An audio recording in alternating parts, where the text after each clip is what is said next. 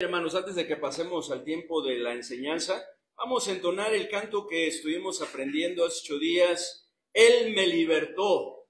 Creo que ese no estaba en el programa, Dani, pero si nos ayudas a buscarla. Él me libertó. ¿Se acuerdan, hermanos, del canto? ¿Sí? Bueno, pues necesito que le echen ganas al inicio porque a mí se me olvida, ¿verdad? Siempre los inicios, ¿cómo empiezan? Mucho tiempo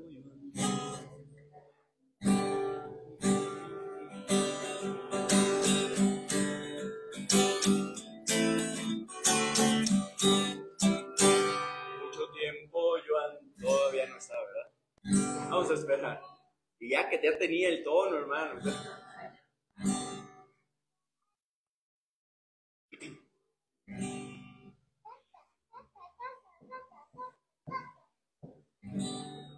Dice la letra del canto: mucho tiempo yo anduve vagando sin luz, andaba en pecado, Cristo me salvó, me hizo ver mis errores, confiado, acepté. ¿Qué podemos decir, verdad? Si el Señor es el que nos los hace ver. Soy feliz porque ahora me ha perdonado y ya libre soy. Él me libertó. Y luego dice la siguiente estrofa: Él me libertó, sí sé, Él me libertó, me redimió en la cruz donde Él murió por mí. Aleluya, yo sé, sí sé, Él me libertó, soy feliz porque ahora me ha perdonado y ya libre soy. Ahí está.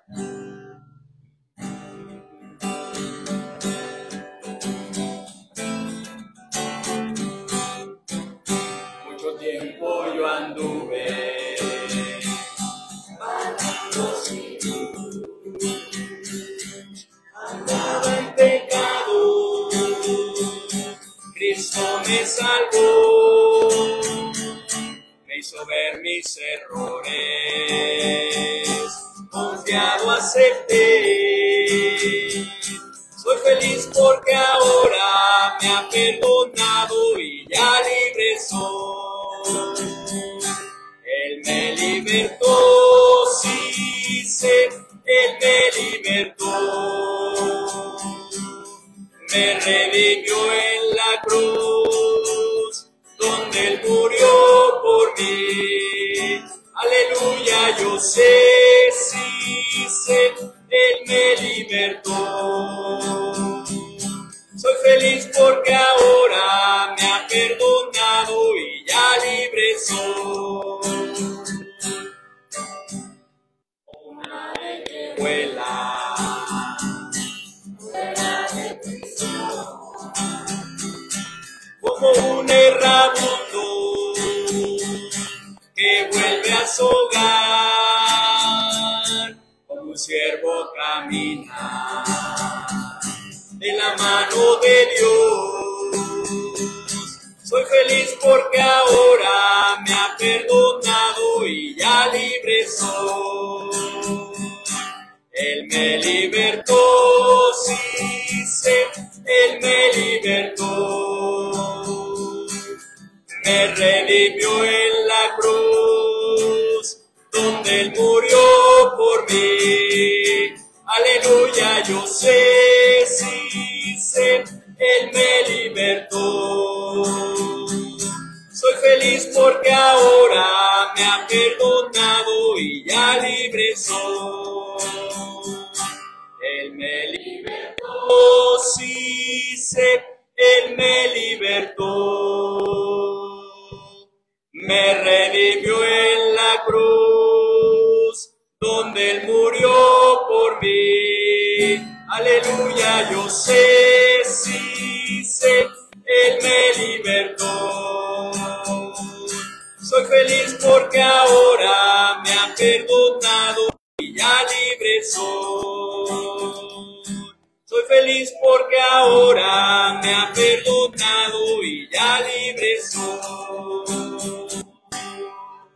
Pueden tomar su lugar, hermanos. Gracias. Vamos a permitir a los niños que pasen a su clase, todos los niños que estén todavía con nosotros y los jóvenes también, que pasen a su clase. Y nosotros, hermanos, vamos a estudiar la palabra de nuestro Dios. Y quiero invitarles a que abran sus Biblias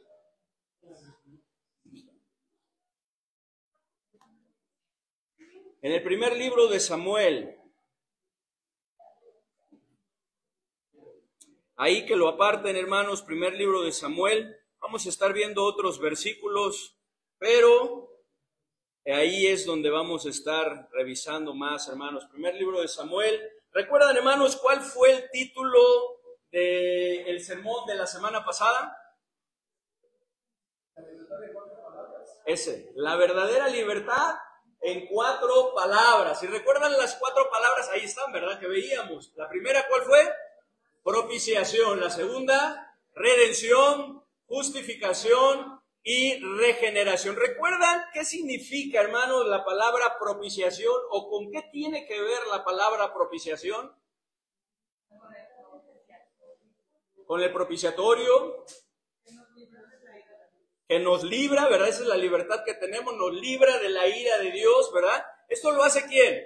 Nuestro Señor Jesucristo, ¿verdad? Es el acto por el cual Cristo, ¿verdad? Con su sangre no solamente cubre, sino quita nuestros pecados, todos nuestros pecados, apaciguando y librándonos de la ira de nuestro Dios, ¿verdad? Y perdonándonos de todos nuestros pecados, ¿verdad? ¿Y el propiciatorio qué era, hermanos? ¿Qué era el propiciatorio? ¿Ok? ¿Tiene que ver con eso? ¿Alguien más? Es como el principio, ¿no? Propiciación, lo que propicia tu conversión, ¿no? ¿Ok? Aquí en cuanto a la palabra, pero aquí tiene que ver, ¿verdad? Con algo que estaba en el lugar santísimo, ¿lo recuerdan? Era la cubierta del arca del pacto, ¿verdad? En donde una vez al año el sumo sacerdote entraba, no sin sangre, mejor dicho, ¿verdad? De un sacrificio de un cordero sin mancha, sin contaminación, para expiar los pecados del pueblo, ¿verdad? Y obtener, pues, un año más de perdón, ¿verdad? Y hoy me gustaría, hermanos, no voy a volver a predicar sobre lo mismo, pero me gustaría que nos enfocáramos más en el arca. En el arca del pacto, hermanos, porque el arca del pacto representa, simboliza la presencia de Dios y su bendición, su poder manifestado para con el pueblo, hermanos, para con el pueblo de Dios. El arca, hermanos, el arca del pacto era una caja que estaba cubierta de oro, ¿lo recuerdan? En donde adentro tenía 3 cosas. ¿Qué es lo que tenía adentro? La vara de Aarón que reverdeció, el maná, ¿verdad? Una porción del maná y las tablas de la ley. Es lo que contenía, ¿verdad? Hablando de la provisión de nuestro Dios, hablando de la dirección de nuestro Dios, lo que quiere para nuestra vida, pero hablando también de esa transformación que Él hace en nuestra vida, porque Él nos da una nueva vida, ¿verdad? Así como la vara de Aarón reverdeció, de la misma manera nosotros, como veíamos la semana pasada, somos regenerados. Así que el arca del pacto, hermanos, era algo muy importante. Simbolizaba, hermanos, la presencia de Dios, su poder para con el pueblo. Del arca del pacto es de donde Dios les hablaba. Miren lo que dice Éxodo, capítulo 25, versículo 21 y 22. Vamos a Éxodo, capítulo 25, versículo 21 y 22.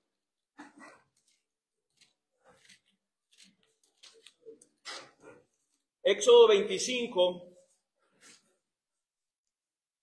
versículo 21 y versículo 22. ¿Ya lo tienen? ¿Qué dice?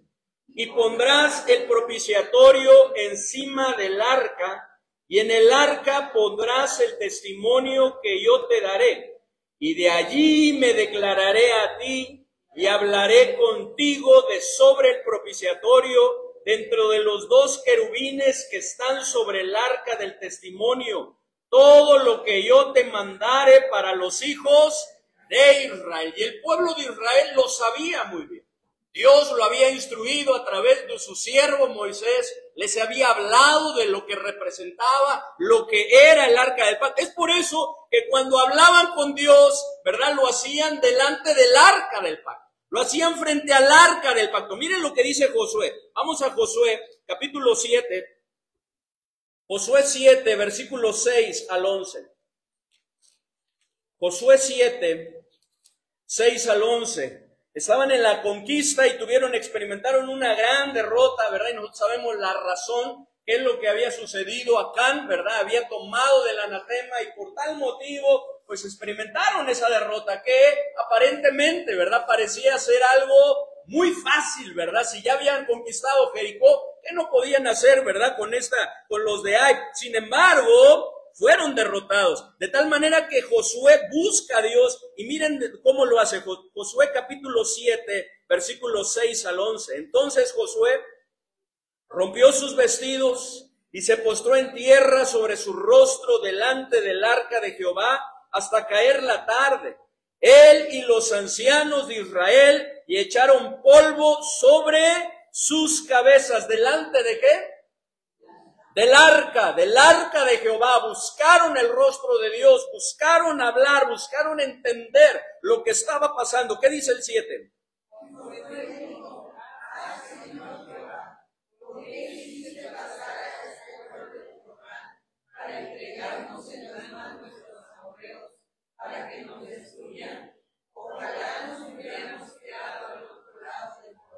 Ay, Señor, ¿qué diré ya que Israel ha vuelto la espalda delante de sus enemigos? 9.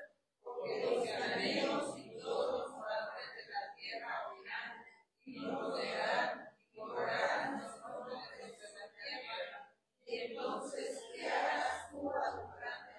Y fíjense, él estaba delante del arca de Jehová buscando a Dios, consultando a Dios, y dice el 10. Y Jehová dijo a Josué: levántate.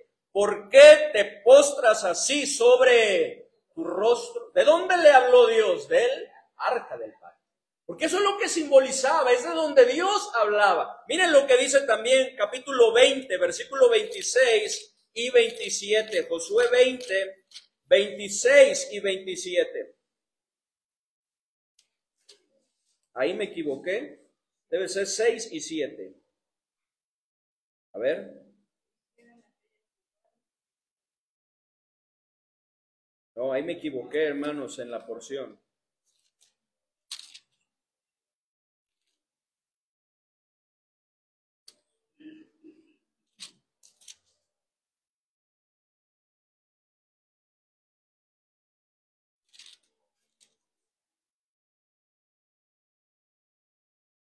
Les voy a deber esta porción, hermanos, me equivoqué ahí en la cita, pero era otra porción en donde Dios, Josué estaba buscando el rostro de Dios y lo estaba buscando delante del arca. Es por eso también, hermanos, que el pueblo de Israel, cuando fue a la conquista, siempre llevó el arca del pacto, el arca del testimonio delante de ellos. Iba delante de ellos porque representaba ¿qué? La presencia de Dios, representaba el poder de Dios, representaba la bendición de Dios, de tal manera que ahí en Josué capítulo 3, versículo 14 al 17, cuando estaban por cruzar el río Jordán, podemos ver que quienes pasaron primero eran los levitas, quienes llevaban el arca del testimonio. Miren lo que dice Josué, capítulo 3, Josué 3, versículo 14 al versículo 17, dice: y aconteció que cuando partió el pueblo de sus tiendas para pasar el Jordán, con los sacerdotes delante del pueblo, llevando, ¿qué dice?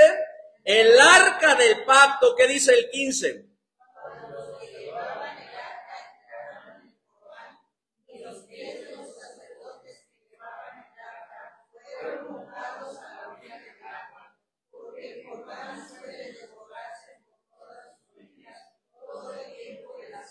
Las aguas que venían de arriba se detuvieron como en un montón, bien lejos de la ciudad de Adam, que está al lado de Zaretán, y los que descendían al mar del Arabá, al mar salado, se acabaron y se fueron divididas, y el pueblo pasó en dirección de Jericó. 17.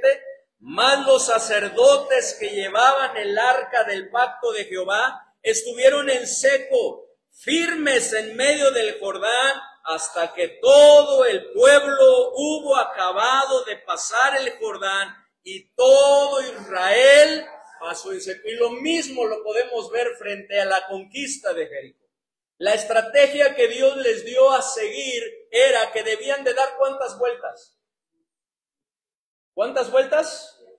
7 vueltas, ¿verdad? Tenían que dar alrededor, en total debían de dar 13 vueltas alrededor de los muros de Jericó. Y tenían que ir en una formación específica. Y lo que iba a ir delante iba a ser el arca del pacto. y delante de ellos los hombres de guerra. Miren lo que dice Josué 6, versículo 4 al versículo 6. Josué 6, 4 al 6.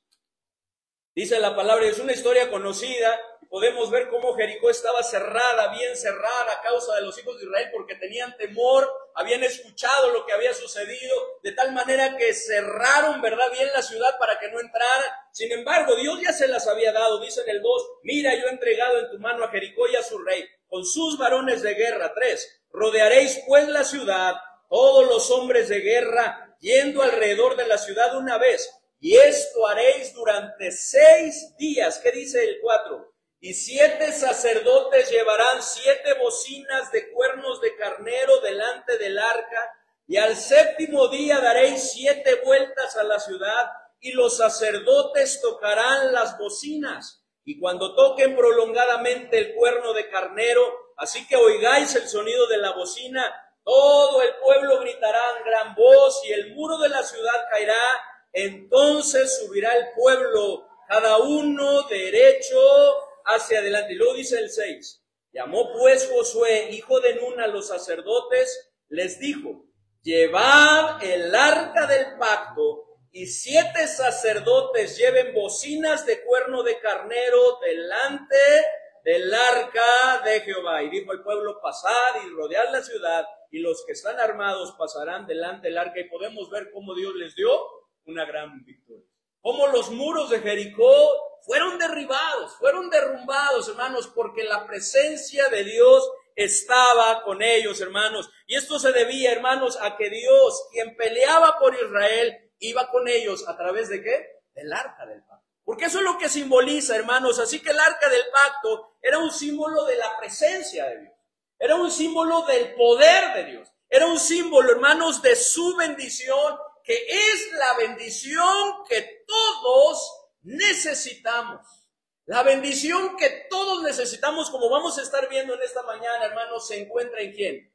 En nuestro Dios, en su presencia, en nuestras vidas. Esa es la bendición que todos necesitamos. Es por eso que le he puesto como título a este sermón, la bendición que todos necesitamos. Pero antes de seguir, hermanos, pongámonos en las manos de nuestro Dios. Pidamos de su ayuda, pidamos de su dirección. Padre bendito, te damos gracias, Señor, porque podemos estar hoy aquí, Señor. Queremos ponernos en tus manos, rogándote y suplicándote, Señor, que tú nos ayudes, que tú abras nuestro entendimiento, que despejes nuestra mente, Señor, de cualquier cosa, Señor, que quiera estorbar, que, Señor, nuestra concentración, y también, Señor, el que podamos meditar y reflexionar en tu palabra. Dirígenos, Señor, toma control de este tiempo, Señor, te lo rogamos, de tal manera, Señor, como siempre lo hace, Señor. Hables a nuestro corazón, que nosotros seamos sensibles, Señor, y que podamos seguir siendo edificados, transformados, moldeados, Señor, y que podamos tomar la decisión, Señor, pues que tú quieres que tomemos en esta mañana. En el nombre bendito de nuestro Señor y Salvador Jesucristo te lo pedimos. Amén. La bendición, hermanos, que todos necesitamos. La bendición que todos necesitamos. Pero primero vamos a ver, hermanos, cuál no es la bendición que todos necesitamos. Hace tiempo, hermanos, estuvimos estudiando los miércoles y los jueves lo que es mejor. Dios quiere que escojamos lo que es mejor. Y en la Biblia encontramos varios versículos que nos muestran lo que es mejor y lo que no es mejor para nuestra vida. Y lo que no, la bendición, hermanos, de lo que vamos a estar viendo, no se encuentra en lo que nosotros muchas veces o este mundo piensa que se encuentra esa bendición. Número 1, hermanos, la bendición que todos necesitamos no se encuentra en la prosperidad económica y material. Porque eso es lo que este mundo piensa, ¿cierto? Hoy en día este mundo piensa que si tan solo tuviéramos más dinero, tuviéramos una prosperidad económica y material, estaríamos mejor. Sin embargo, no es así, hermanos. Es cierto, hermanos, que el dinero es un recurso necesario en nuestros días, en nuestra sociedad. Este mundo se mueve por dinero o con dinero y lo vemos cada mes. Lo vemos cada quincena o lo vemos cada semana a través de los diferentes gastos que necesitamos hacer. Sin embargo, la bendición no se encuentra ahí. La bendición que todos necesitamos no se encuentra ahí. Y es que Proverbios 15:16, hermanos, nos hace ver que hay algo mejor que esto. Miren lo que dice Proverbios 15:16. Proverbios 15:16. ¿Ya lo tienen, hermanos? Ayúdenme a leerlo si ya llegaron. ¿Qué dice? Mejor es lo poco con el temor de Jehová que el gran tesoro donde hay turbación. Como veíamos en ese estudio que estuvimos teniendo entre semana, ¿verdad? Esto quiere decir, hermanos, que de qué nos sirve tener más recursos económicos y materiales si no los podemos disfrutar por estar turbados, por estar en angustia, por estar en afán. Es por eso, hermanos, que es mejor hacer las cosas con el temor de Dios, hermanos, porque de esta manera, aunque tengamos poco, estaremos siendo bendecidos. Estaremos disfrutando de la bendición de Dios, que va más allá. Muchas veces tiene que ver, pero que va más allá de lo económico, de lo material. Miren lo que dice ahí en el siguiente versículo, en el versículo 17, ayúdenme a leer lo que dice.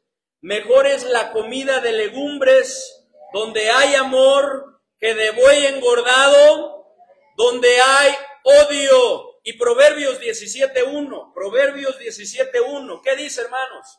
Mejor es un bocado seco y en paz que casa de contiendas llena de provisiones. Esto nos muestra, hermanos, que la bendición no está en una casa llena de provisiones, ¿verdad? Que no nos hace mal cuando eso llega a suceder. Pero la bendición, ¿verdad?, que todos necesitamos, no se encuentra ahí. No se encuentra en abundancia de comida, sino en la paz, en el amor que se da aún cuando inclusive llegue a haber poco en nuestros hogares.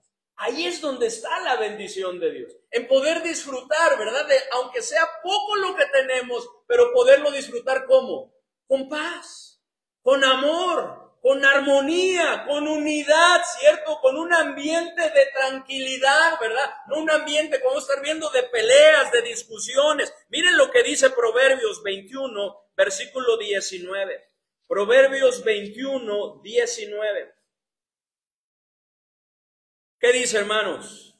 Mejor es morar en tierra desierta que con la mujer rencillosa e iracunda. Y en la Biblia, aunque hay varios versículos que mencionan a la mujer rencillosa, también hay un versículo que habla del hombre rencilloso, ¿cierto? O sea que puede ser ambos, puede ser la mujer o puede ser el varón. Sin embargo, resalta más a la mujer. Pero la rencilla se puede venir de cualquiera. Una vez más, ¿qué dice Proverbios 21, 19? Dice, mejor es morar en tierra desierta que con la mujer rencillosa e iracunda. En otras palabras, ¿de qué sirve vivir en una casa grande, en una casa espaciosa, si lo que se vive a diario son ¿qué? Son rencillas, son riñas, son peleas, son discusiones, son reclamos, son contiendas, son altercados, son discordias, todos sinónimos de lo mismo, ¿verdad? ¿De qué sirve, verdad, una casa así? Si al final de cuentas lo que uno anhela, ¿qué es? Es paz, es tranquilidad. ¿Y qué es lo que terminan haciendo? Cada uno yéndose a un rincón. Ay, aquí puedo estar en paz. Es por eso que dice este versículo 21, 19. ¿Me ayudan otra vez? ¿Qué dice? Mejor es, perdón, ¿sí es este? 21, 19. Y leímos el 19, ahora el 9. ¿Qué dice? Mejor es vivir en un rincón del terrado que con mujer rencillosa en casa espaciosa. Hermanos, sin duda que un ambiente, ¿verdad?, ante en donde hay peleas, discusiones, es preferible, hermanos, un lugar pequeñito, pero estar como en paz, tranquilo, ¿verdad? Sin discusiones, sin peleas, el poder disfrutar. ¿Y esto cómo se logra? La única manera de poder lograr esto es con la ayuda de nuestro Dios. No hay manera, porque aun cuando estemos solos y no tenemos al Señor, tal vez no vamos a tener con quién pelear, pero dentro de nosotros, día con día, se está desatando una lucha que de todas maneras nos puede robar la paz, nos puede robar la tranquilidad. ¿Y de qué sirve todo lo que tengamos? Dice la palabra de Dios ahí en Juan capítulo 14, 27, la paz os dejo, mi paz os doy. Yo no os la doy como el mundo la da. No se turbe vuestro corazón ni tenga miedo. Así que, hermanos, la bendición que todos necesitamos no se encuentra en la prosperidad económica. No se encuentra, hermanos, en lo material. Entonces, ¿en dónde se encuentra, hermanos? Se encuentra en la presencia de Dios. Se encuentra en la bendita presencia de nuestro Dios. Pero, y aquí vienen dos peros que vamos a estar viendo, pero no como un amuleto. Porque muchas veces tomamos, hermanos, la presencia de Dios como un amuleto, ¿sí o no? A veces tomamos, hermanos, la presencia de Dios que tenemos, que Dios está con nosotros y que con eso ya la hicimos, ¿cierto? Y que las cosas van a resultar. Pero no siempre es así. Como lo vemos, hermanos, ahí en 1 de Samuel. Miren lo que dice, hermanos, ahí en 1 de Samuel, hermanos. 1 de Samuel, capítulo 4, hermanos. Y es que el pueblo de Israel llegó a comprender muy bien, hermanos, que el arca del pacto simbolizaba la presencia de Dios, que simbolizaba su poder, que simbolizaba su bendición. De tal manera, hermanos, que cuando ahorita vamos a ver, fueron vencidos por los filisteos y 4,000 de los israelitas fueron heridos, hermanos, en el tiempo del sacerdote Elí, se acordaron del pacto, de su simbolismo, que era la presencia de Dios, el poder de Dios, la bendición de Dios, actuando en su favor, por lo que mandaron por ella. Mandaron a traerla, hermanos. Tan grande era su importancia que nos dice aquí en el primer libro de Samuel, capítulo 4, que cuando el arca llegó, todos gritaron, pero gritaron de emoción porque el arca había llegado, porque la presencia de Dios había llegado, a tal grado que dice, ahorita lo vamos a estar leyendo, que la tierra tembló, que sus enemigos, los filisteos, temblaron también de miedo. De hecho, ellos reconocieron que Dios había llegado con ellos, que Dios ahora estaba de parte de ellos. Miren lo que dice ahí en 1 de Samuel 4, versículo 1 al versículo 8. ¿Ya lo tienen? ¿Qué dice, por favor, hermanos? Versículo 1.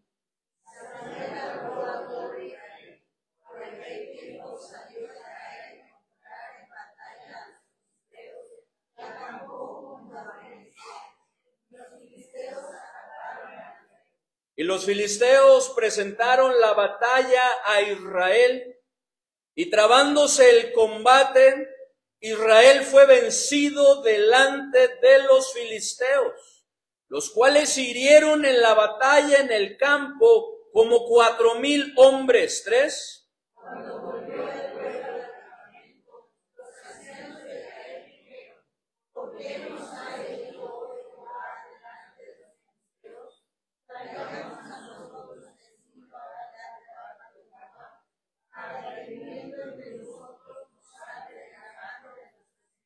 ¿Qué es lo que esperaban que les iba a salvar?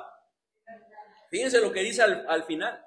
Traigamos a nosotros de Silo el arca del pacto de Jehová, para que viniendo entre nosotros nos salve de la mano de nuestros enemigos. Y envió el pueblo a Silo, y trajeron de allá el arca del pacto de Jehová de los ejércitos, que moraba entre los querubines, y los dos hijos de Elí, Ofni y Fines, estaban allí con el arca del pacto de Dios. 5.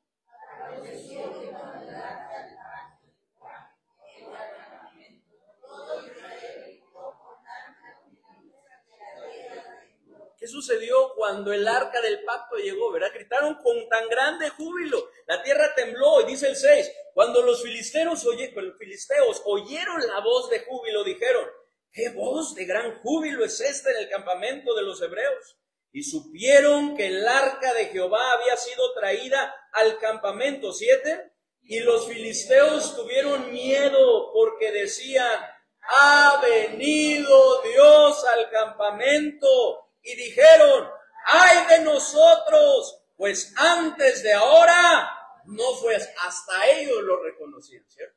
Hasta ellos lo sabían, el simbolismo que tenía el arca del pacto, que simbolizaba ¿qué?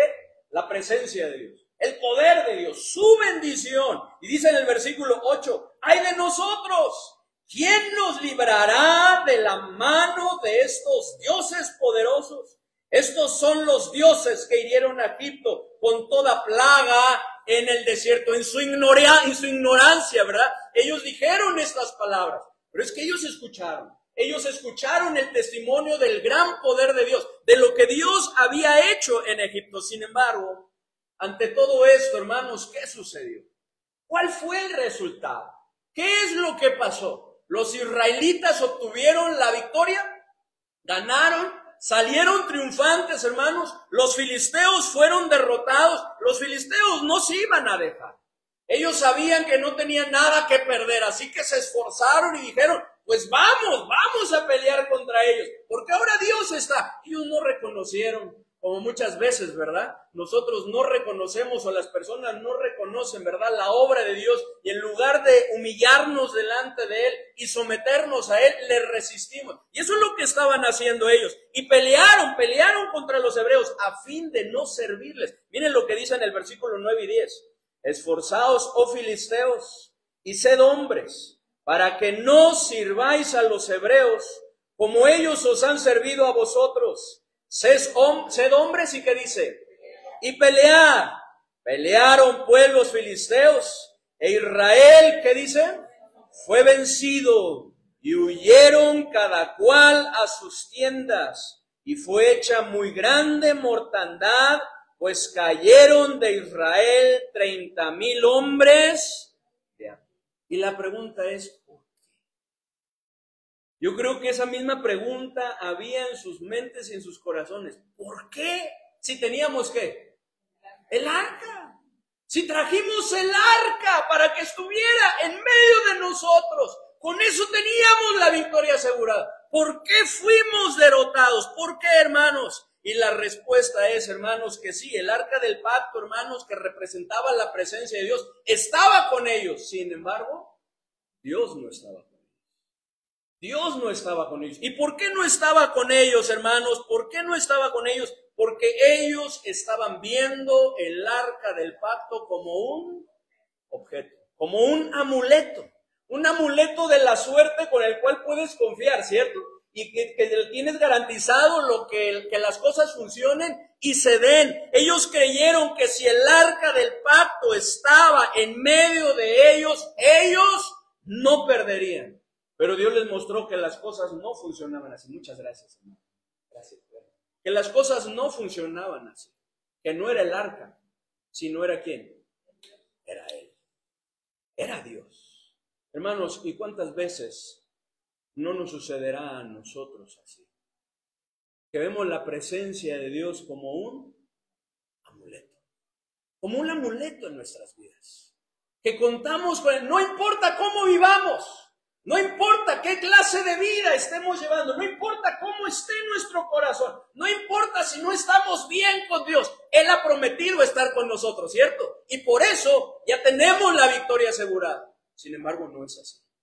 Porque Dios mismo le hizo ver a Elí, porque en el tiempo de Elí, hermanos, fue cuando sus hijos se apartaron de Dios, ¿lo recuerdan? Haciendo actos inicuos, vergonzosos, dormían con las mujeres a la puerta del templo, robaban de lo sacrificado a los ídolos, ¿lo recuerdan? Perdón, a Dios, lo sacrificado a Dios, de la porción que les tocaba tomaban más todavía. Y no solamente eso, dice la palabra de Dios que Elí participaba de eso. Y se engordaba de ello. Y no solamente ellos, sino el pueblo de Israel estaba lejos de Dios, viviendo en pecado, menospreciando los sacrificios, la adoración a Dios, por causa de lo que estaba sucediendo. De tal manera, hermanos, que cuando ellos quisieron, ¿verdad?, obtener de Dios su bendición, Dios les dijo, las cosas no funcionan así. Porque yo honraré a los que me honran. Y a los que me tienen en poco serán tenidos también en poco. Miren lo que dice, hermanos. Vamos ahí al primer libro de Samuel, capítulo 2, versículo 30. Qué tremendo es esto, hermanos. Qué tremendo es esto. Porque nosotros entendemos muy bien, hermanos, la gran bendición que tenemos en nuestro Dios, en nuestro Señor Jesucristo. Que su presencia vaya con nosotros, como lo vamos a estar viendo, ¿verdad? De Moisés que anhelaba. Sin embargo, muchas veces lo llegamos a ver como eso, como un amuleto, ¿cierto? Y no buscamos honrarle de verdad. Miren lo que dice primero de Samuel, capítulo 2, versículo 30. ¿Qué dice, hermanos? Dice, Por tanto, Jehová, el Dios de Israel, dice: yo había dicho que tu casa y la casa de tu padre andarían delante de mí perpetuamente. Mas ahora ha dicho Jehová: nunca ya yo tal haga, porque yo honraré a los que me honran, y a los que me desprecian serán tenidos en pocos. Esta es la razón, hermanos, por la que fueron derrotados, y no solamente derrotados, sino que también el arca del pacto fue llevada por los filisteos. Miren ahí en el capítulo 4, versículo 11, 4:11 dice: y el arca de Dios, dice, fue tomada, y muertos los dos hijos de Ofni, como Dios lo había dicho. Como Dios lo había hecho, de tal manera que, ¿verdad?, la esposa, ¿verdad?, de uno de ellos llegó a clamar cuando escuchó la noticia, ¿verdad?, y estaba dando a luz, y Cabod, traspasada sea la gloria de Dios. Ha sido la gloria de Dios, porque se habían llevado el arca, hermano. La presencia de Dios no es un amuleto en el cual podamos confiar que seremos bendecidos y ayudados en todo, no importando, hermanos, cómo está en nuestra vida. No importando que nuestra vida no sea agradable a Dios. Es cierto, hermanos, que Dios es nuestro amparo y fortaleza. Amén. Que Dios es nuestro pronto auxilio en las tribulaciones. Sin embargo, Dios no solo es eso. Dios no solo es un Dios de apuros, que cuando nos apura, ¿verdad?, entonces sí le buscamos. Claro, Dios lo hace, y en su fidelidad, en su misericordia, muchas veces nos ayuda. Pero Dios no es solo Dios de apuros. Dios no es solamente Dios en el cual, ¿verdad?, de urgencias, de emergencias, que Dios quiere que vayamos a Él, pero Dios quiere algo más con nosotros. Dios quiere algo más de nosotros, hermanos. Dios quiere ser el centro de nuestra vida. Dios quiere tener una relación estrecha, íntima, personal con nosotros. Es cierto, hermanos, que Dios ha prometido estar con nosotros en donde quiera que estemos. En varias partes, en varios versículos de la Biblia lo podemos ver, ¿cierto? Sin embargo, su presencia, como lo estamos viendo, no es un amuleto. No es un amuleto. Dios quiere, hermanos, que le honremos. ¿Y cómo le honramos a Dios? ¿Cuándo es cuando le honramos a Dios? De verdad, ¿cuándo le honramos? Cuando le buscamos de todo corazón y ponemos en práctica sus mandamientos. Miren lo que dice ahí en Mateo, capítulo 15, versículo 8 al 9. Mateo, está hablando Cristo. Mateo 15.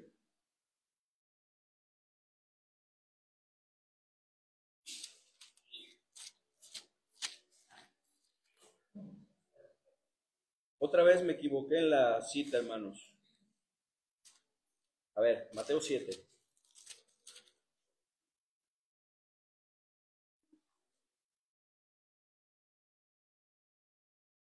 También está en Mateo 7.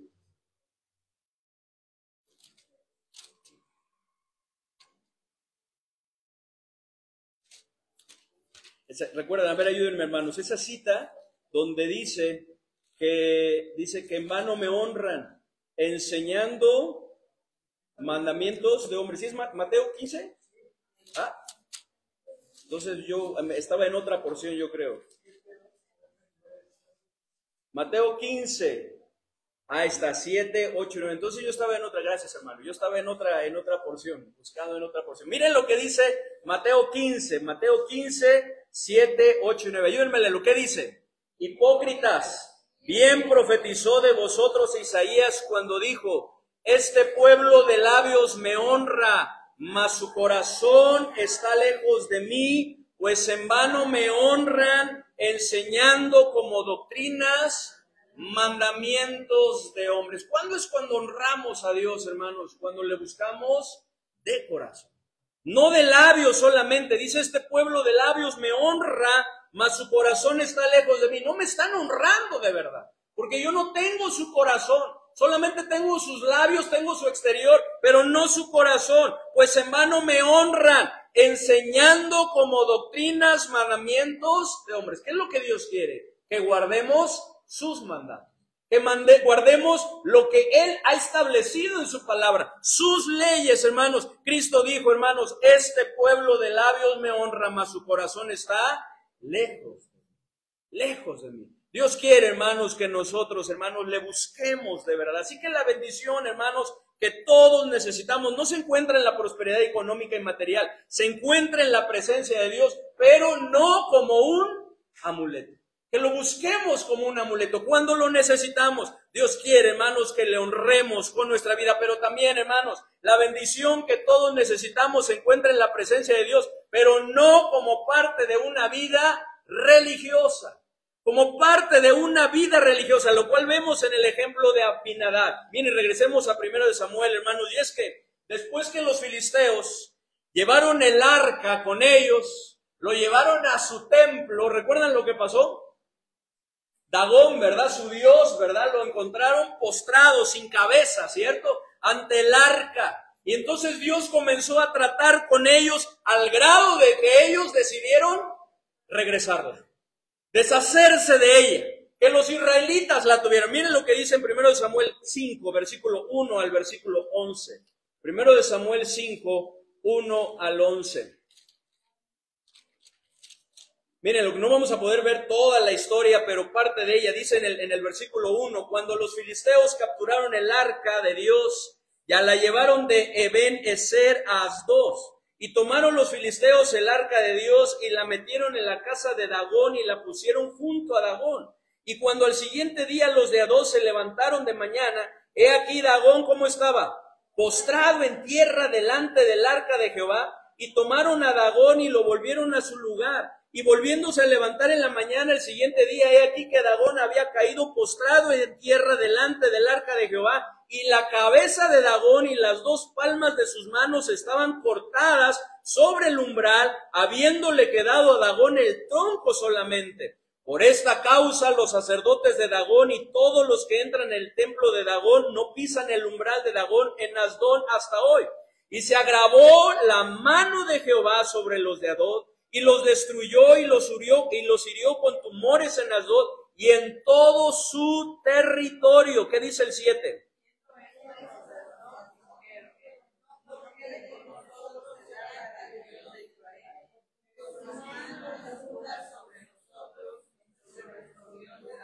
Fíjense el 8, convocaron pues a todos los príncipes de los filisteos y les dijeron, ¿qué haremos del arca del Dios de Israel? Y ellos respondieron, pasa el arca del Dios de Israel a Gad. Y pasaron allá el arca de Dios, del Dios de Israel, hermanos. Y es que Dios estaba tratando con ellos. Y Dios estaba tratando con ellos con un propósito. ¿Cuál era el propósito por el cual Dios estaba tratando con ellos?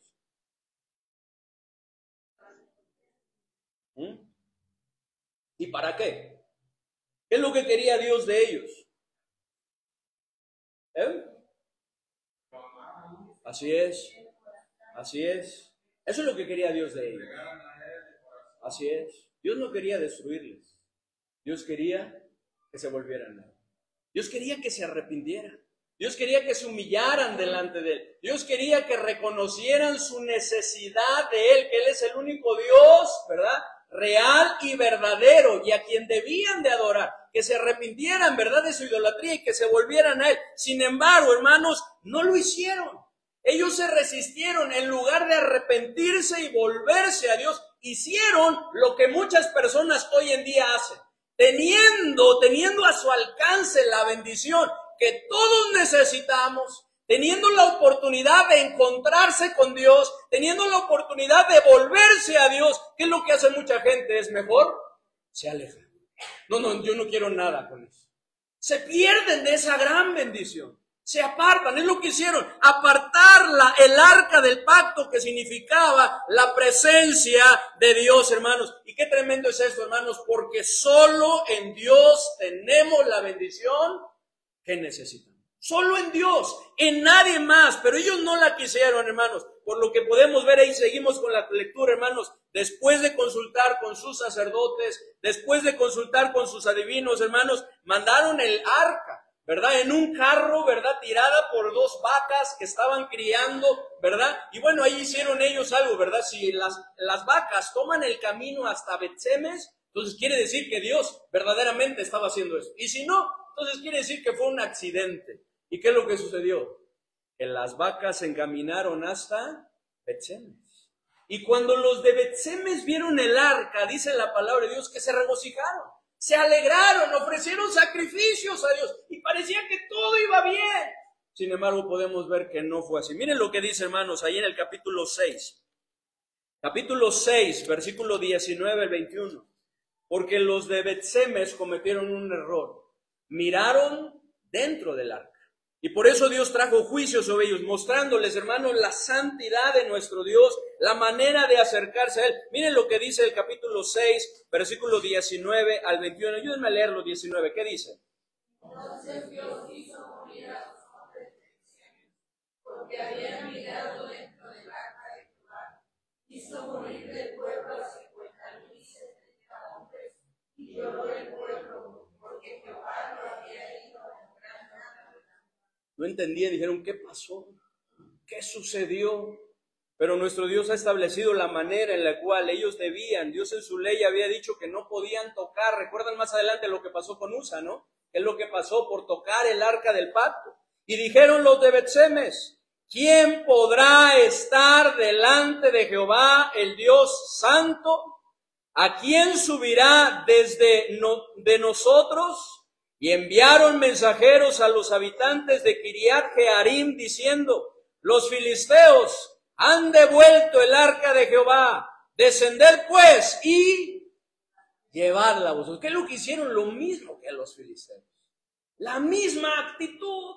En lugar de volverse a Dios porque Dios estaba tratando con ellos, en lugar de cambiar, de arrepentirse, de hacer los ajustes necesarios, de pedirle perdón a Dios, ¿qué es lo que hacen? Lo mismo. No, llévense el arca. Llévense el arca, vengan por ella, nosotros ya no la queremos. Qué tremendo, hermano. Lo que se estaban perdiendo, y nuevamente vemos, hermanos, la misma reacción, hermanos. Lo que hizo que los de Kiriat Jearim fueran por ella y la llevaran a la casa de un hombre llamado Abinadab. Miren lo que dice en el capítulo 7, versículo 1 y 2. ¿Qué dice el versículo 1 y versículo 2? Dice, vinieron los de Kiriat Jearim y llevaron el arca de Jehová y la pusieron en casa de Abinadab, situada en el collado, y santificaron a Eleazar su hijo para que guardase el arca. ¿Qué hubieran pensado ustedes, hermanos? Después de saber todo lo que hizo el arca, bueno, no el arca, sino Dios, ¿verdad? A través de eso, ¿qué hubieran pensado? ¿Qué hubieran dicho ustedes? ¿Qué hubieran pensado? ¿O qué tal vez pensamiento lo hubieran? ¿Y si a nosotros también nos pasa lo mismo? ¿O no? Híjole, ¿y si mejor la llevan con otro? ¿Verdad? No reconocieron la presencia de Dios en el Así es, así es. A pesar de todo lo que habían visto, no lo reconocieron. Por eso dijeron, así es, y llega a la casa de este hombre, y este hombre pudo haber pensado lo mismo, sin embargo no lo hizo, lo recibió, tal vez con temor. Y dice el versículo 2, desde el día que llegó el arca a Kiriat Jearim, pasaron muchos días. ¿Cuántos días pasaron? ¿Cuántos? ¿En la casa de quién? De Abinadab. Y toda la casa de Israel lamentaba que en pos de Jehová. Hermanos, qué tremendo es esto. 20 años estuvo el arca del pacto en la casa de Abinadab, hermanos, y no se menciona en la palabra de Dios, no hay mención alguna sobre algo extraordinario que haya acontecido, hermanos, durante ese tiempo.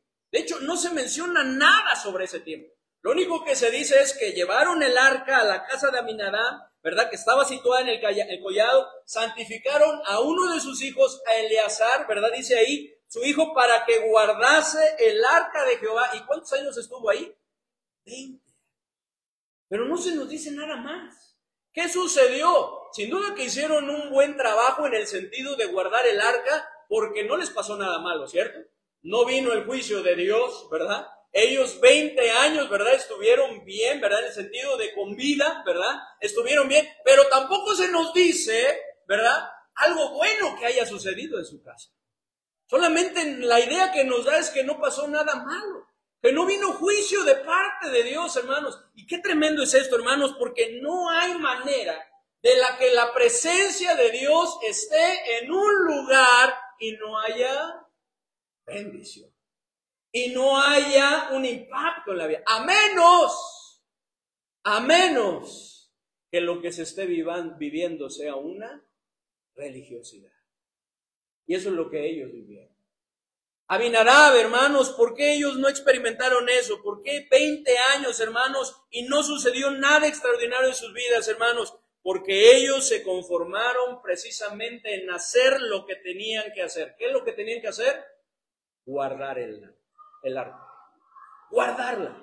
Tenerla ahí. De tal manera, hermanos, que llegó a ser algo importante y sin duda tenía un lugar importante en su casa, pero no un lugar importante ¿en dónde? En su corazón. En su corazón. 20 años. Y lo digo, hermanos, porque ahorita vamos a ver un caso de un hombre en el cual estuvo 3 meses y experimentó una gran bendición.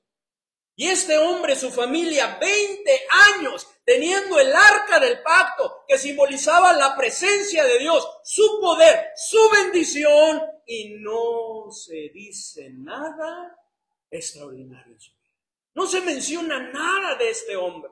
Lo único que se nos menciona después es que uno de sus hijos, ¿verdad?, fue los que acompañaron el arca en su primer intento de David, llevar el arca, ¿verdad?, a su casa, detenerla ahí, y entonces Usa, ¿verdad?, extiende su mano para detener el arca, pero muere. ¿Por qué, hermanos? Porque no habían sido instruidos de cuáles eran los cuidados que debían tener, la reverencia que tenían, la devoción. Llegó a ser una familiaridad, una cercanía tal, hermanos, algo tan común, tan ordinario, que llegaron a perder de vista que la presencia de Dios estaba en su casa.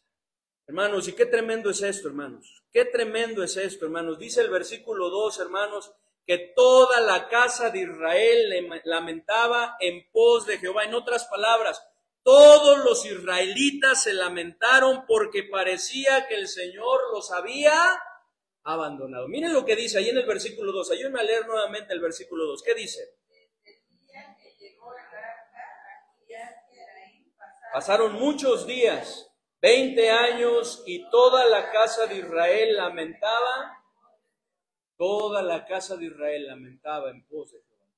Toda la casa de Israel se lamentaba porque parecía que el Señor los había abandonado, que el Señor los había dejado, pero eso no era verdad. Ellos son los que habían dejado a un lado a Dios, viviendo en pecado y de manera religiosa, pues buscaban a Dios a través de los rituales, a través de los sacrificios, pero no se apartaban de su pecado. Es por eso que en este mismo capítulo el profeta Samuel les exhorta a volverse a Dios, a pedirle perdón a Dios, a apartarse de su pecado. Miren lo que dice en el versículo 3, versículo 4. Dice, habló Samuel a toda la casa de Israel diciendo, si de todo vuestro corazón os volvéis a Jehová, quitad los dioses ajenos y Astarot de entre vosotros, y preparad vuestro corazón a Jehová, y solo a él servir, y os librará de la mano de los filisteos. Entonces los hijos de Israel quitaron a los Baales y a Astarot,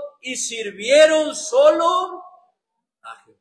Y se volvieron a Dios. Y en este mismo capítulo podemos ver que los filisteos nuevamente vienen contra ellos, pero ahora las cosas fueron muy diferentes, porque obtuvieron la victoria. En este capítulo es donde encontramos esa palabra que a todos nos gusta, ¿verdad? Y que muchas veces lo utilizamos como eslogan, ¿verdad? En nuestras vidas. Ebenecer. Hasta aquí nos ayudó Jehová. Hasta aquí nos ha ayudado Jehová. ¿Pero cuándo fue, hermanos? Cuando se volvieron a Dios. Cuando dejaron de vivir vidas religiosas. Cuando dejaron, hermanos, de vivir vidas, hermanos, que habían caído en la rutina y volver su corazón a Dios de verdad. Esa es la invitación, dice en el versículo 3. Habló Samuel a toda la casa de Israel diciendo, si de todo vuestro corazón os volvéis a Jehová, quitad los dioses ajenos y Astarot de entre vosotros, y preparad vuestro corazón a Jehová, y solo a él servid, y os librará de la mano de los filisteos. Y así fue, porque eso es lo que Dios quiere. Dios no quiere, hermanos, que le tengamos como un amuleto. Dios no quiere que le busquemos de manera religiosa. Dios quiere, hermanos, que le busquemos con nuestro corazón, de verdad, genuinamente, buscando tener una relación personal con Él. Así que la bendición que todos necesitamos, hermanos, no se encuentra en una vida religiosa, pero vamos a terminar ya. La bendición que todos necesitamos, hermanos, se encuentra en la presencia de Dios. Pero, este es nuestro último pero como una realidad en nuestras vidas. Como una realidad en nuestras vidas, hermanos. Vamos a 2 de Samuel, no como Abinadab y su familia, hermanos, que tuvieron la presencia de Dios en su casa, sin embargo no fue una realidad en sus vidas. No la aprovecharon, hermanos. Algo que también hoy en día sigue sucediendo, hermanos, porque tenemos el recurso de la oración, ¿cierto? Tenemos la bendición, hermanos, de acercarnos a Dios confiadamente, sin embargo muchas veces no lo aprovechamos. ¿Y de qué sirve tener el recurso de la oración si no vamos a Dios a través de la oración? Dios quiere bendecirnos, pero Él quiere que le busquemos a través de la oración. Tenemos el recurso de la palabra de Dios, hermanos, pero ¿de qué sirve el poder de la palabra que encontramos, que tenemos en la palabra de Dios? Ese poder que transforma en nuestras vidas si no la escudriñamos, si no la meditamos, si no la ponemos en práctica en nuestras vidas, hermanos. Dios quiere que le busquemos. Miren, como este hombre de corazón, en verdad. Miren lo que dice 2 de Samuel, capítulo 6, versículo 9 al versículo 11. Es cuando David, hermanos, quiso llevar el arca, pero lo hizo de mala manera, ¿verdad? No buscó, no consultó cómo debía ser trasladada el arca, cómo debía ser esto. Y es por eso, ¿verdad?, que hubo una muerte. Entonces, ante esto, David reaccionó igual que a los demás habían reaccionado, ¿verdad? Digo, pues a ver dónde llevan el arca, ¿verdad? Pero no lo traigan aquí. ¿Qué es lo que está pasando? Miren lo que dice en el versículo 9. Dice, y temiendo David a Jehová aquel día, dijo, ¿cómo ha de venir a mí el arca de Jehová? De modo que David no quiso traer para sí el arca de Jehová a la ciudad de David, y la hizo llevar David a casa de ¿quién? De Obed-Edom Geteo. Y estuvo el arca de Jehová en casa de Obed-Edom Geteo 3 meses. Y bendijo Jehová a Obed-Edom y a toda su casa. ¿Cuántos meses estuvo en su casa? ¿Cuántos años estuvo en la casa de Abinadab? Qué tremendo, hermanos. Tenemos a nuestro alcance una gran bendición, ¿o no? ¿Qué está pasando? ¿Qué está sucediendo? Esto es para que cada uno de nosotros nos analicemos. ¿Qué está pasando, hermanos? ¿Qué está sucediendo? ¿Cuánto tiempo, hermanos, tenemos morando a Cristo en nuestro corazón? ¿Y qué ha sucedido en nuestra vida? ¿Qué ha sucedido a través de nosotros? Edom Geteo 3 meses y fue grandemente diferencia. ¿Qué diferencia? 20 años en la casa de Abinadab y no pasó nada. Pero 3 meses en la casa de Obed-Edom y él y su casa fueron grandemente bendecidos, hermanos. ¿Qué fue lo que marcó la diferencia? ¿Qué fue? ¿Qué creen que haya sido lo que marcó la diferencia entre este hombre y todos los demás? ¿Qué creen que haya sido? Reconoció él a Dios y lo adoró, se entregó a él, cambió su vida cotidiana, cambió, ¿sí? Y el otro no. El otro hermano tenía como tener ese ventilador ahí, ¿sí? Pero no veía la bendición de Dios ahí en lo que usted en casa, ¿no? Así es, hermano, así es. ¿Qué es lo que cambió, hermanos? ¿Cuál es lo que marcó la diferencia? La realidad de la presencia de Dios en el corazón de Obed-Edom, que fue una realidad, no fue un amuleto, no fue algo religioso que él buscó, cierto, tener, ¿verdad? A través, no, fue una realidad. En el corazón de Obed-Edom, hermanos, la presencia de Dios no es un amuleto, tampoco es una religión. La presencia de Dios debe ser, hermanos, una realidad continua, constante en nuestra vida, pues solo cuando tenemos comunión con Él, solo cuando nos entregamos en cuerpo, alma y espíritu, hermanos, para hacer su voluntad, es que nuestra vida es cambiada, es que nuestra vida es transformada, es que la bendición de Dios, hermanos, viene a nuestra vida, así como sucedió en Obed-Edom. Y es que fíjense, hermanos, miren lo que dice ahí en 2 de Samuel 6, versículo 12. Fue bendecido grandemente a tal grado que llegó a oídos del rey David, hermanos, esa bendición. Y entonces David la quiso para sí. Miren lo que dice en el 11. Y estuvo el arca de Jehová en casa de Obed-Edom, Geteo 3 meses. Y bendijo Jehová a Obed-Edom y a toda su casa. ¿Qué dice el 12? Fue dado aviso al rey David diciendo, Jehová ha bendecido la casa de Obed-Edom y todo lo que tiene a causa del arca de Dios. Entonces David fue y llevó con alegría el arca de Dios de casa de Obed-edom a la ciudad de David. Fue tan grande su bendición, hermanos, que llegó a oídos del rey David. Y el rey David entonces sí la quiso llevar a su. Y ese es el segundo intento, y es cuando podemos ver, aquí no nos dan detalles, pero en Crónicas sí, de cómo es que David la llevó, ¿cierto? Y fue un momento de gran gozo y alegría, regocijo, ¿no? Porque lo hicieron como debieron haberlo hecho. Hermanos, fue grandemente bendecido. Fue nombrado portero junto con sus 68 hermanos. Miren lo que dice primero de Crónicas, capítulo 16, versículo 37 y 38. Primero de Crónicas, 37 y 38. Primero de Crónicas 16, 37 y 38. Ahí está la bendición de nuestro Dios. 37 y 38. ¿Ya lo tienen? ¿Qué dice, hermanos? 37 y 38. Dice, y dejó allí, delante del arca del pacto de Jehová, a Asaf y a sus hermanos, para que ministrasen de continuo delante del arca cada cosa en su día. Y como parte de ese equipo, Obed-edom, dice el 38, y a Obed-edom y a sus 68 hermanos, y lo repite, lo reitera, y a Obed-edom, hijo de Jedutum, y a Osa, ¿como qué? Como porteros. Como parte de ese servicio, como porteros de la casa, del templo de nuestro Dios, hermanos. Y esta bendición no solamente fue para él. Esta bendición alcanzó a sus hijos y a sus nietos, quienes dice la palabra de Dios ahí en el capítulo 26, que fueron valientes, esforzados, fuertes, ¿verdad? Para el servicio de nuestro Dios. 26, 4 al versículo 8. 26, 4 al 8.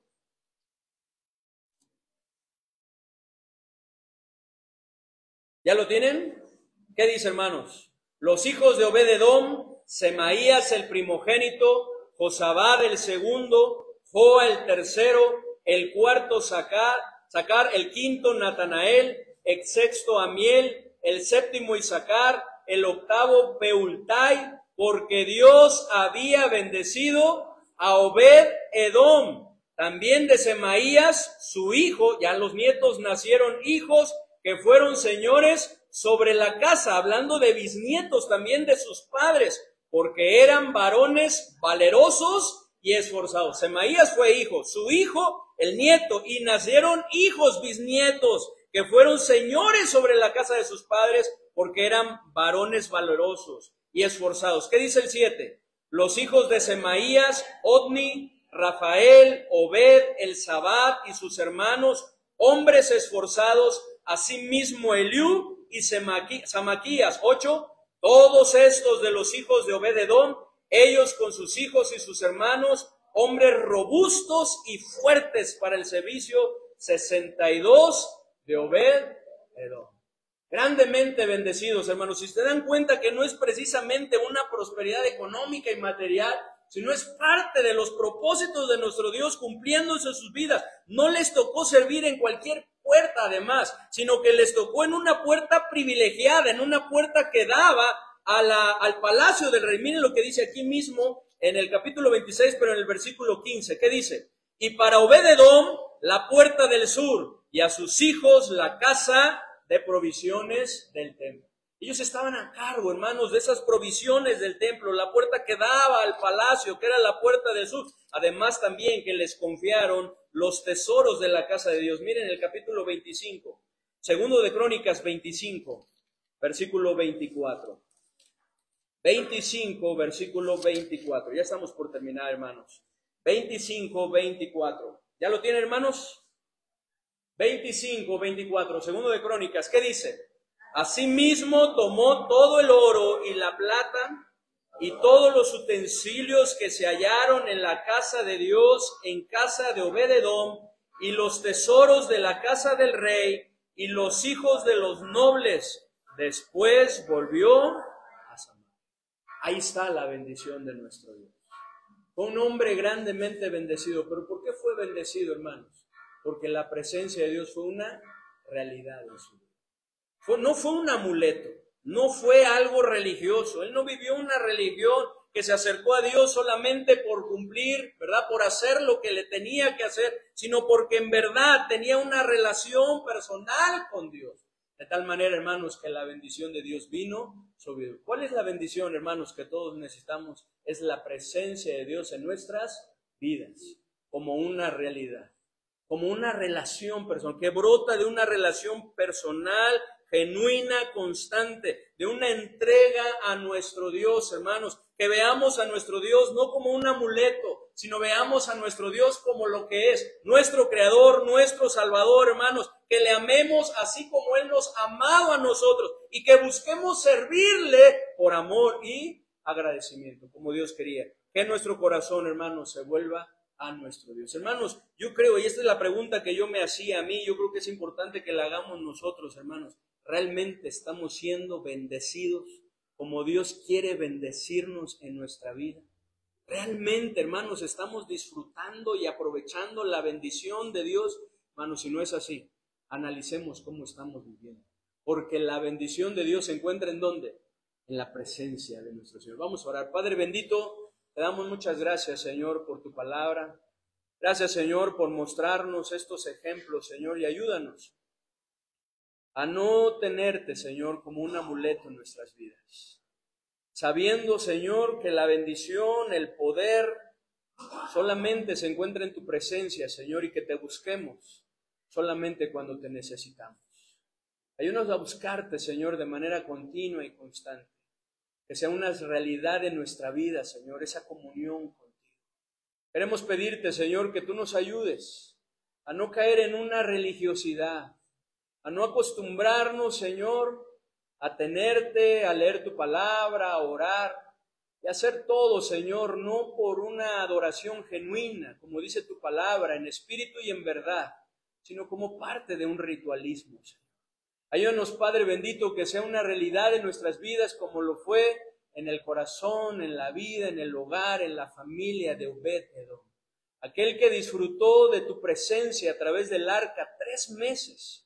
Y en esos 3 meses fue grandemente bendecido. Fue prosperado, Señor, no como tal vez este mundo quisiera ser prosperado, sino al ver, Señor, cómo tus planes y tus propósitos se cumplían en Él, en su familia, en sus hijos y en sus generaciones. Porque Él buscó servirte, Señor. Él buscó hacer tu voluntad, porque Él buscó ser parte de tus planes y tus propósitos, Señor. Ayúdanos de la misma manera a hacerlo nosotros. Así con rostros inclinados y ojos cerrados. Hermanos, la bendición que todos necesitamos se encuentra en la presencia de nuestro Dios. Pero no como un amuleto o como parte de una vida religiosa, sino como una realidad en nuestro corazón. Hermanos, ¿cómo estamos viviendo? ¿Realmente estamos experimentando la bendición de nuestro Dios? Dios quiere bendecirnos, pero es necesario, hermanos, que nosotros nos volvamos a nuestro Dios. Y si hay algo, hermanos, que reconocer en nuestra vida, si hay algo que entregar al Señor, si hay algo que necesitamos pedirle perdón a Dios, si hay algo que necesitamos quitar de nuestro corazón, que necesitamos quitar de nuestra vida, que le está robando el lugar que le pertenece a nuestro Dios, este es el momento para hacerlo. No hacerlo como los demás. Dejar la presencia de Dios, dejar, ¿verdad?, la relación personal que en Él, por estar en otras cosas, hermano, sino que nos volvamos a nuestro Señor. Habrá alguien que en esta mañana dice, pastor, ore por mí. El Señor habló, no sé lo que el Señor te está mostrando, pero si el Señor te mostró algo y estás tomando una oración, estás tomando una decisión, me gustaría orar por ti. Habrá alguien que dice, pastor, ore por mí, gracias a Dios. Habrá alguien más, gracias a Dios, gracias a Dios, gracias a Dios. Ese es el tiempo, hermanos, de volvernos al Señor, como el Señor quiere bendecirnos. Pero es necesario, hermanos, que como Obed-Edom, ¿verdad?, busquemos que sea una realidad en nuestro corazón, una realidad continua, constante. Habrá alguien más que dice, pastor, ore por mí. Estoy tomando una decisión, gracias a Dios. Señor, yo he visto las manos, tú estás viendo los corazones y te queremos pedir, Señor, que tú nos ayudes. Que tú nos ayudes, Señor, en lo personal, pero que también nos ayudes como iglesia, Señor. Porque tenemos tu presencia, Señor, pero que no seamos como la casa de Abinadab, Señor. Que pase el tiempo, Señor, y tu bendición no caiga sobre nosotros, que tus bendiciones no se derramen sobre nosotros. Señor, ayúdanos a ser una iglesia santa. ayúdanos a ser una iglesia diligente, ayúdanos a ser una iglesia llena de tu Santo Espíritu, Señor, que estemos buscando verdaderamente tu rostro, Señor, que esa comunión personal contigo sea una realidad en nuestras vidas, Señor. Ayúdanos, Señor, y que esa bendición, Señor, la bendición de Obed-Edom, pueda alcanzar nuestras familias, nuestras vidas, pero también nuestra iglesia. Te lo pedimos en el bendito nombre de nuestro Señor y Salvador Jesucristo. Amén. Bien, hermanos, gracias a Dios, gracias por su atención, hermanos. Y vamos a terminar este tiempo con un canto. Y el canto que vamos a entonar, hermanos, nos habla de esa transformación que el Señor quiere hacer en nuestras vidas. Lo íbamos a entonar al final, pero vamos a entonarlo, hermanos, de una vez. Es de gloria en gloria.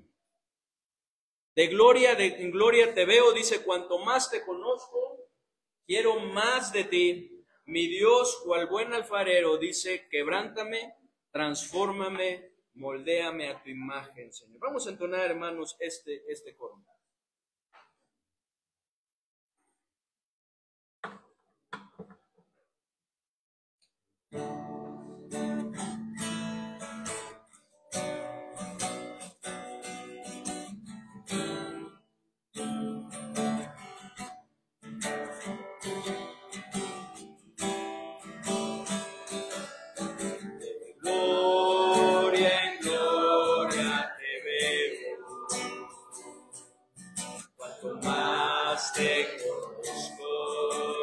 Quiero saber más de ti, mi Dios, cual buen alfarero,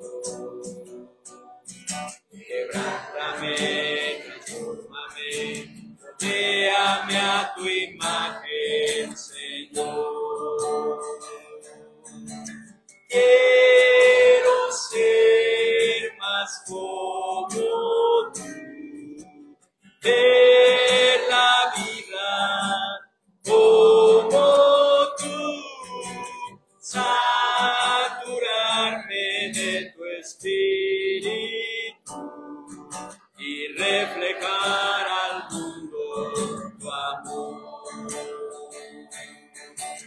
Gloria en gloria te veo, cuanto más te conozco, quiero saber más de ti.